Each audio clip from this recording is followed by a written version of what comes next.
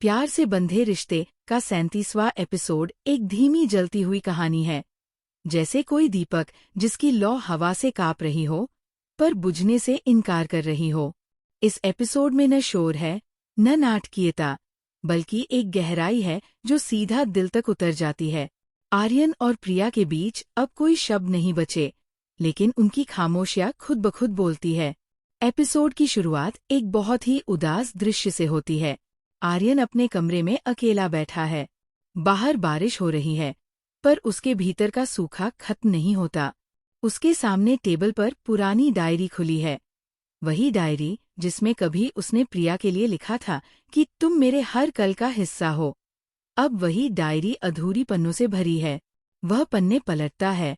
हर पन्ने पर उसकी सांसें भारी होती जाती है। उसे याद आता है वो दिन जब उसने प्रिया से आखिरी बार झगड़ा किया था। न चाहते हुए भी कठोर शब्द कह दिए थे।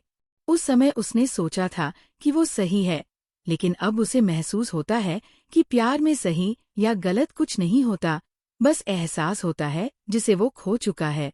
दूसरी ओर, प्रिया अब अपनी नई जिंदगी में कदम रख चुकी है, पर वो खुश नहीं है।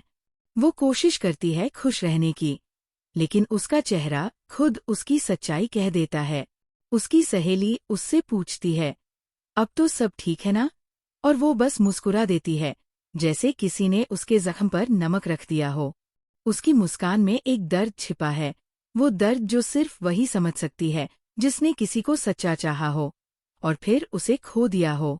एपिसोड में एक बहुत ही सुंदर सीन आता है, जब प्रिया अपने पुराने घर की बालकनी में खड़ी होती है।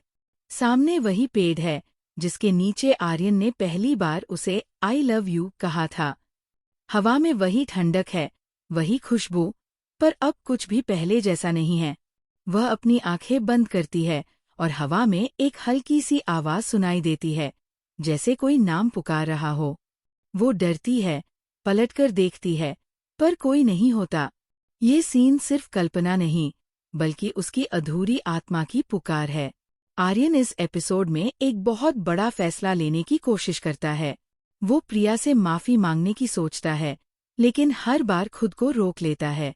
उसे लगता है कि शायद अब माफी का कोई मतलब नहीं रहा, पर फिर भी उसका दिल उसे चैन से बैठने नहीं देता। वह पुराने फोटो एल्बम निकालता है। हर तस्वीर में दो मुस्कुराते चेहरे, और अब बस एक चेहरा रह गया है। वह धीरे से कहता है, काश वक्त थोड़ा और रुक जाता। उसकी आवाज टूट जाती है। दर्शक भी उस क्षण में उसकी पीड़ा को महसूस करते हैं। एक दृश्य में प्रिया अपने जर्नल में लिखती है, प्यार शायद इसलिए दिया जाता है ताकि हम सीख सकें कि छोड़ना क्या होता है। ये लाइन बहुत सरल है, लेकिन इसमें एक गहरी सच्चाई है। वो अब शिकायत नहीं करती। वो अब आर्यन से गुस्सा नहीं है। उसने बस सब स्वीकार कर लिया है, अपनी हार, अपना दर्द, अपना अधूरा प्यार।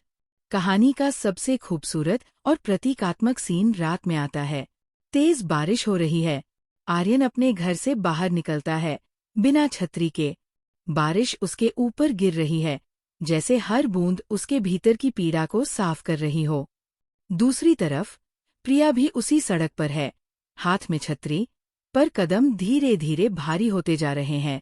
दोनों का रास्ता एक ही है, जैसे नियति ने उन्हें फिर आमने सामने ला खड़ा किया हो। जब हवा का झोंका आता है और प्रिया की छतरी उड़ जाती है, आर्यन उसे पकड़ लेता है।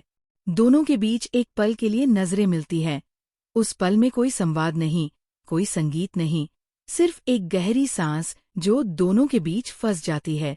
उनकी आंखों में हजारों बातें हैं, माफी, दर्द, पछतावा और शायद एक अधूरी उम्मीद। प्रिया धीरे से कहती है, बारिश फिर वही कहानी सुना रही है। आर्यन जवाब देता है, शायद अब उसका अंत अलग होगा। ये संवाद छोटा है, पर उसमें एक पूरी नई कहानी छिपी है।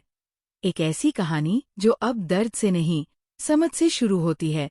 एपिसोड खत्म होता है जब दोनों अलग अलग दिशाओं में चले जाते हैं, लेकिन इस बार कैमरा उनके चेहरों पर ठहरता नहीं। कैमरा